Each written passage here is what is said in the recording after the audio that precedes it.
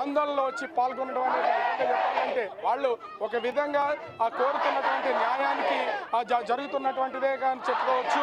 అదే ఇక్కడ ఖచ్చితంగా అయితే మనకు తెలుస్తున్నటువంటి పరిస్థితి ఉంది. ఎలాంటి డిమాండ్లకైనా ఇప్పుడైతే డాక్టర్లతో మాట్లాడుతున్న వాళ్ళు ఏం డిమాండ్స్ చేస్తున్నారు, సెంట్రల్ ప్రొటెక్షన్ కావాలి, ఖచ్చితంగా వాళ్ళకి కావాల్సినటువంటి చట్టాలను తీసుకురావాలని చెప్తున్నటువంటి పరిస్థితి అయితే కనిపిస్తుంది. దీనికి అనుగుణంగా వీళ్ళైతే చేస్తున్నటువంటి పరిస్థితి అయితే కనిపిస్తుంది. మనమైతే చూడొచ్చు విద్యార్థి సంఘానికి అంటే డాక్టర్స్కి సంబంధించినటువంటి వాళ్ళతో ఈ ప్రొటెస్ట్కి సంబంధించి అసలు ఏం డిమాండ్స్ ఉన్నాయనేది కూడా ఏపీ ప్రభుత్వం నుంచి ప్రస్తుతం అయితే కోరుతున్నటువంటి పరిస్థితి అయితే మనం ముఖ్యంగా చూడొచ్చు. వీళ్ళతో చర్చించడం, వాళ్ళకి సంబంధించినటువంటి వీటికి సంబంధించినటువంటిది వీళ్ళు చేస్తున్నటువంటి ఆందోళనకు సంబంధించి ఏ డిమాండ్ చేస్తున్నారు అనే దాన్ని కూడా వాళ్ళతో ప్రత్యేకించి మాట్లాడుతున్నటువంటిది అయితే మనము ఆ విజువల్లో కూడా చూడొచ్చు. అయితే ముఖ్యంగా చూస్తే ఇక్కడ కనిపిస్తున్నది మనము కనుక చూస్తే ఎలాంటి డిమాండ్స్ పెడతారు అనేది కూడా తెలియాల్సి ఉంది. అయితే ఇప్పటికే సేవ్ ద సేవియర్స్ అంటూ డాక్టర్స్ చెప్తున్నటువంటి దాని ప్రకారం చూసినా కూడా వాళ్ళకి చేస్తున్నటువంటి దీనికి సంబంధించేది అనేది సరే మనమైతే ముఖ్యంగా చూడొచ్చు. హోంమంత్రి ప్రస్తుతం అంటే మీడియాతో దీనికి సంబంధించి వాళ్ళు ఎట్లాంటి డిమాండ్స్ రాష్ట్ర ప్రభుత్వం తరపున సెంట్రల్కి పంపించాలనే దాని మీద ఉంటుంది అనే కోణంలో వీళ్ళని కనుక్కునే అవకాశం అయితే ఉంది. సో ప్రస్తుతం అయితే విద్యార్థి అంటే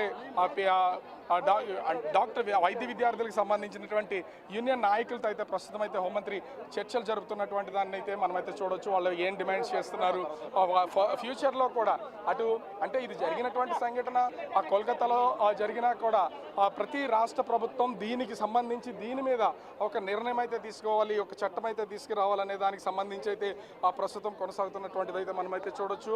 ప్రస్తుతం హోంమంత్రికి సంబంధించి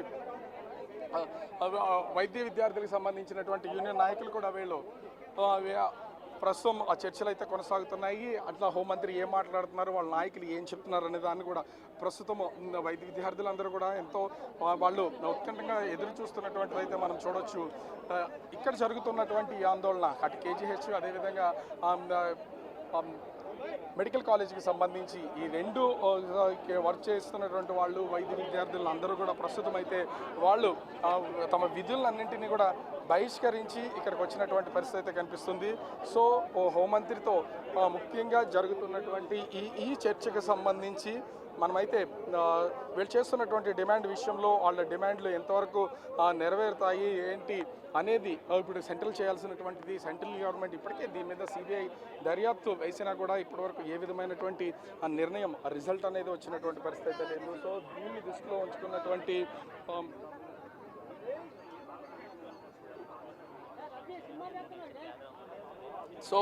మనమైతే చూడొచ్చు. ఇక్కడ ఖచ్చితంగా అయితే తెలుస్తున్నటువంటి పరిస్థితి అయితే ఉంది.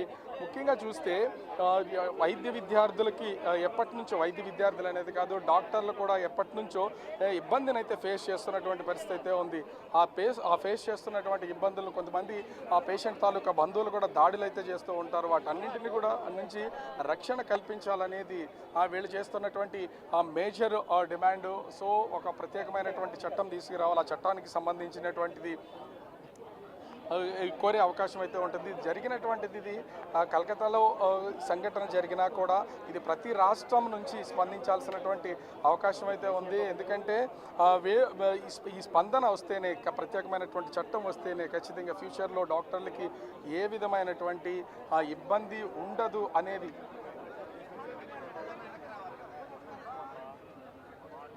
సో చూడొచ్చు.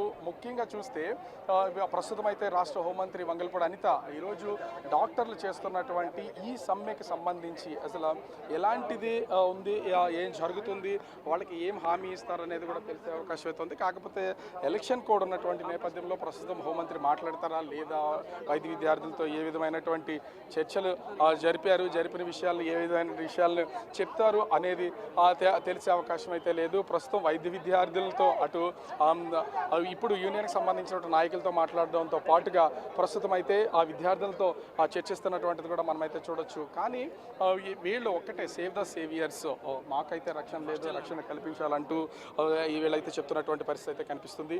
సో హోంమంత్రి ప్రస్తుతం వీళ్ళతో జరుపుతున్నటువంటి చర్చల్లో అసలు ఏం మాట్లాడుతున్నారు, ఎందుకంటే ఇది వీళ్ళ మేజర్ డిమాండ్లో జరిగినటువంటి ఈ సంఘటనలో కలకత్తాలో జరిగినటువంటి వైద్య విద్యార్థినికి న్యాయం జరగడంతో పాటుగా భవిష్యత్తులో ఈ విధమైనటువంటి దాడులు జరగకుండా తమను తాము రక్షించుకోవాలి, దానికి సరైన న్యాయం కావాలని ప్రస్తుతం అయితే హోమ్ మినిస్టర్ యూనియన్ నాయకులతో చేస్తున్నటువంటి ఈ చర్చలు ఏవైతే ఉన్నాయో వాళ్ళతో ఆ సంఘీభావం తెలియజేయడానికి వచ్చి వాళ్ళతో మాట్లాడుతున్నది ఏదైతే ఉందో దానికి సంబంధించి అసలు ఏం మాట్లాడుతున్నారు ఏంటనే దానికి కూడా వైద్య విద్యార్థులు ప్రస్తుతం ఆతృతగా ఎదురు చూస్తున్నటువంటిది అయితే మనం చూడొచ్చు. ఒక హోంమంత్రి వైద్య విద్యార్థులు చేస్తున్నటువంటి ఈ ఆందోళనకి స్వయంగా వచ్చి పార్టిసిపేట్ చేయడంతో ఒక చిన్న ఆశ అనేది కూడా ఖచ్చితంగా వీళ్ళలో చిగురిస్తుందని చెప్పొచ్చు. ఇప్పటికే విద్యార్థులు వీళ్ళకైతే తెలియజేస్తున్నటువంటి పరిస్థితి అయితే ఉంది. ప్రతి ఒక్కళ్ళు కూడా వీళ్ళు చెప్తున్నటువంటి పరిస్థితి అయితే ఉంది. వీళ్ళకి తోడు అటు పిఓడబ్ల్యూ అదేవిధంగా ఐద్వాకి సంబంధించినటువంటి వాళ్ళు వివిధ విద్యార్థి సంఘాలకు సంబంధించినటువంటి వాళ్ళు కూడా ఇక్కడ పార్టిసిపేట్ చేసినటువంటి నేపథ్యంలో ప్రతి ఒక్కరితో కూడా హోంమంత్రి అయితే మాట్లాడుతున్నటువంటి పరిస్థితి అయితే కనిపిస్తుంది.